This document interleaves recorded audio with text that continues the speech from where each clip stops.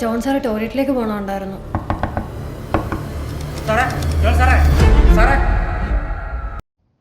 അഭിലഷണീയമായി mount ചെയ്ത, അടിസ്ഥാനപരമായി എഴുതിയ കടന്നുപോകാവുന്ന ത്രില്ലർ. ഒരു വൂഡ്നീറ്റ് എന്ന പ്രതീതിയോടെയാണ് ഇത് വരുന്നതെങ്കിലും ഏറ്റവും പുതിയ മലയാള ചിത്രം കോലം കടന്നുപോകാൻ കഴിയുന്നത് നിഗൂഢതയുടെ എങ്ങനെയെന്ന ഭാഗമാണ്. ടോയ്ലറ്റ് തെന്നി വീണു, തലയിടിച്ചു മരിച്ചു. ക്ലീൻ.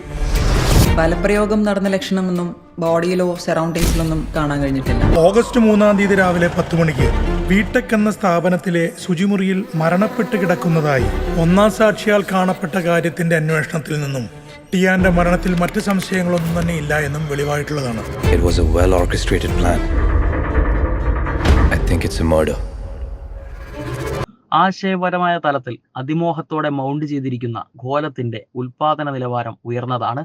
അതേസമയം എഴുത്ത് വലിയൊരു ഭാഗത്തിന് അടിസ്ഥാനപരമാണ്.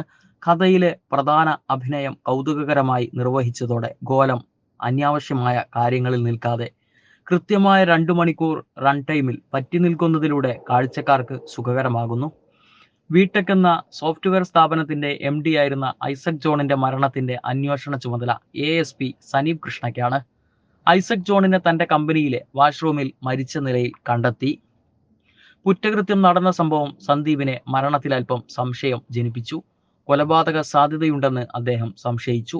ഈ മരണത്തിന്റെ കുറ്റവാളിയെ കണ്ടെത്താനുള്ള സന്ദീപിന്റെ ശ്രമങ്ങളും ഒരു തുമ്പും കിട്ടാതെ സൂക്ഷ്മമായി നിരീക്ഷിക്കപ്പെടുന്ന ഒരു സ്ഥലത്ത് അവർ അത് എങ്ങനെ വലിച്ചെറിഞ്ഞു എന്നതാണ് കോലത്തിൽ നാം കാണുന്നത്. സ്പോയിലറുകൾ മുന്നോട്ട്. ഹോളിവുഡിൽ നിർമ്മിച്ച ചില CGI സമ്പന്നമായ ആക്ഷൻ എന്റർടൈനറുകൾക്ക് ഈ പൊതു സ്ക്രിപ്റ്റുകൾ ഉണ്ട്. അവിടെ എതിരാളി അപകടകരമായ ഒരു വൈറസ് പടർത്താനും ലോകത്തെ മുഴുവൻ നിയന്ത്രിക്കാനും ആഗ്രഹിക്കുന്ന ദുഷ്ടനെ പോലെയാണ്. പ്രവീൺ വിശ്വനാഥും സംവിധായകൻ സംജാതും ചേർന്ന് രചിച്ച കോലം ഒരു എതിരാളിയും സമാനമായ ഒരു കഥയും സൃഷ്ടിക്കാൻ ശ്രമിക്കുന്നു.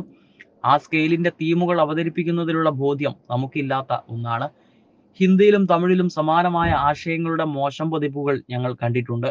എന്നെ സംബന്ധിച്ചിടത്തോളം സിനിമയിലെ ഏറ്റവും ദുർബലമായ ഭാഗം അലസമായി എഴുതിയ ചരിത്രവും എതിരാളികളുടെ അഭിലാഷങ്ങളുമായിരുന്നു. ഞാൻ ഇതിനകം സൂചിപ്പിച്ചതുപോലെ നന്നായി ചിട്ടപ്പെടുത്തിയ ആസൂത്രണത്തിന്റെ പിന്നാമ്പുറങ്ങൾ സംജാത് എങ്ങനെ പകർത്തി എന്നതാണ്. സിനിമയ്ക്ക് അനുകൂലമായി പ്രവർത്തിക്കുന്നത് ഇത് സങ്കീർണമാണ്. ചിലതിന് ലോജിക്കൽ ന്യൂനതകളും ഉണ്ട്. എന്നാൽ pacing editor Mahesh Bhuvanand flashback മുഴുവൻ നൽകിയിട്ടുണ്ട്.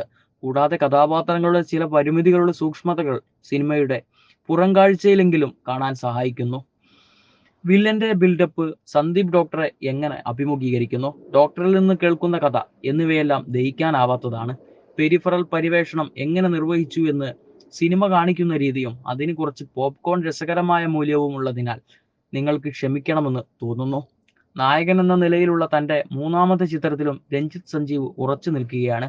കാഠിന്യവും ഒളുക്കിയ ശരീരവും ഈ സിനിമയിൽ അദ്ദേഹത്തെ സഹായിച്ചിരിക്കാം. കാരണം കഥാപാത്രം ഒരു യുവ പോലീസ് ഓഫീസറാണ്. പക്ഷെ അദ്ദേഹത്തിന്റെ ഡയലോഗ് ഡെലിവറി ഇപ്പോഴും ഭയങ്കരമാണ്. അദ്ദേഹത്തെയും സിദ്ദിഖ് അലൻസർ തുടങ്ങിയ വെറ്ററന്മാരെയും അവതരിപ്പിക്കുന്ന സീക്വൻസുകളിൽ അദ്ദേഹത്തിന്റെ പോരാട്ടം കൂടുതൽ വ്യക്തമാകും. കേസ് പരിഹരിക്കാൻ സന്ദീപിനെ സഹായിച്ച ഡോക്ടർ എന്ന നിലയിൽ സിദ്ദിഖ് ശരിക്കും ഫലപ്രദനായിരുന്നു. വ്യത്യസ്തമായ എല്ലാ ഭാവങ്ങളിലും ഒരു മൃതദേഹത്തിന്റെ അതേ ഭാവം നിലനിർത്താൻ ദിലീഷ് പോത്തന് കഴിയുന്നു. സണ്ണി വെയിൻ പോസ്റ്റർ മൂല്യത്തിനും ഭാവിയിലെ എതിരാളിയായും അവിടെയുണ്ട്. ബിടെക്കിലെ ജീവനക്കാരുടെ വേഷം ചെയ്ത വിവിധ അഭിനേതാക്കൾ അവരുടെ ഹിറ്റുകളുടെയും മിസ്സുകളുടെയും പങ്കുകൊണ്ട് അവരവരുടെ റോളുകളിൽ കുഴപ്പമില്ല.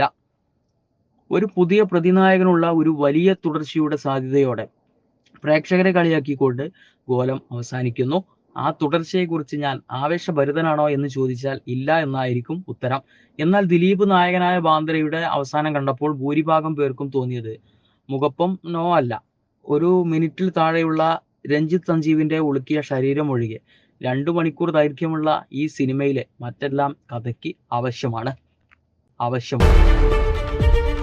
ഇവരെ കോമൺ ആയിട്ട് ബന്ധിപ്പിക്കുന്ന ഒരു ഫാക്ടർ ആ ഓഫീസാണ്. ഓഫീസർ? അവിടെ ഇപ്പം എന്താ? ഡൽഹി പോയി ട്രെയിനിങ് കഴിഞ്ഞെന്ന് കരുതി താൻ എപ്പോഴും പോലീസ് ബുദ്ധി എടുക്കണ്ട. ആർക്കെങ്കിലും എന്തെങ്കിലും കള്ളത്തരം ഉണ്ടെങ്കിൽ അതെവിടെ ബ്രേക്ക് ആവും.